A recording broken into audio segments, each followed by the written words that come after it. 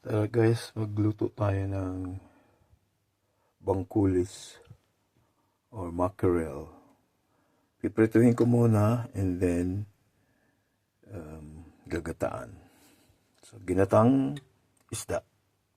So, nakalagay na po yung aking bawang sibuyas sa luya. At yung aking mga ricado. Ito. Dagdag natin. Ito, cocos milk, may kamatis, at pechay. At, yes. Okay guys, see you later. Luya. At ilagay na natin yung bawang.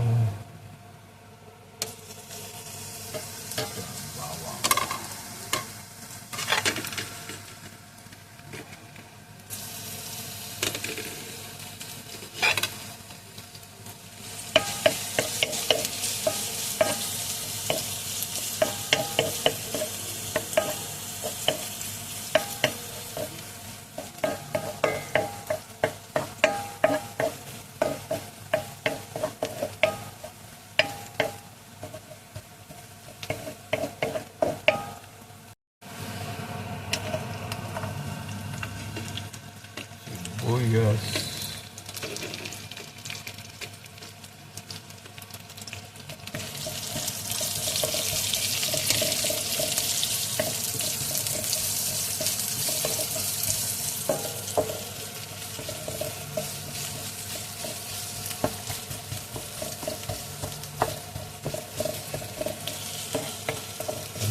Luto tayo ng ginataang isda sa pak choy.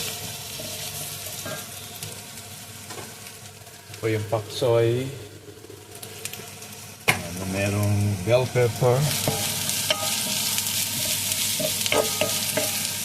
Lagay na natin itong gatang natira sa atin ng nakaraang linggo. Ayun. So,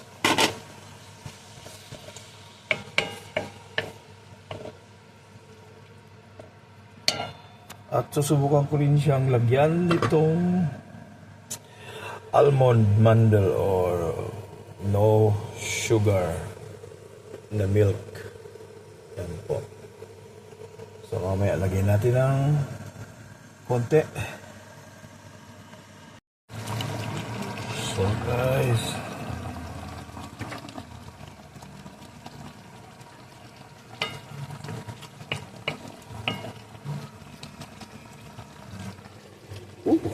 yan po.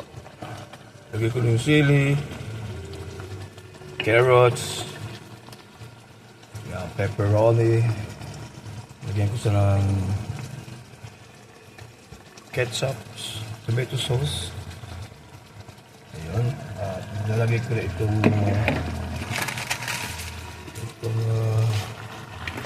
gulay.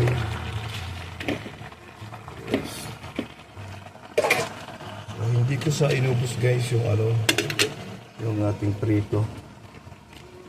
Meron din akong panggisa sa ating repolyo. Guys. At mamaya lalagay natin itong spring onions. Fresh onion.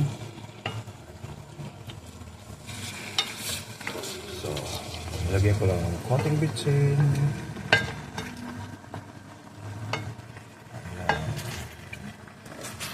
Bell pepper. Ayan po. Sarap po. Tikman natin. Sarap. Ginataang isda. So mga kaibigan, lagyan natin ito para sabay-sabay sila maluto. At lagyan natin siya ng pasalubong na gata. Mamaya po. Sorry po, magalaw yung aking kamay sa cellphone.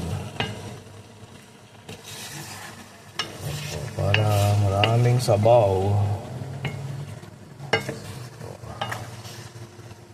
Alright. Kaibigan. Konting... Ayun. Mas sarap yung maraming sabaw, ang gata. Okay guys. In about a minute, luto na po siya. Alright. Alright guys, luto na po ang ating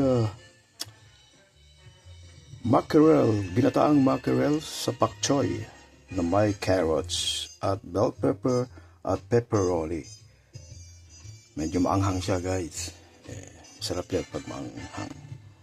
Okay, good appetit mga kaibigan. Ayan guys, luto na po. Kaya na po tayo. Ginataan. Kaya po siya nagkulay orange kasi may kamatis at tomato sauce. So, good appetit mga kaibigan.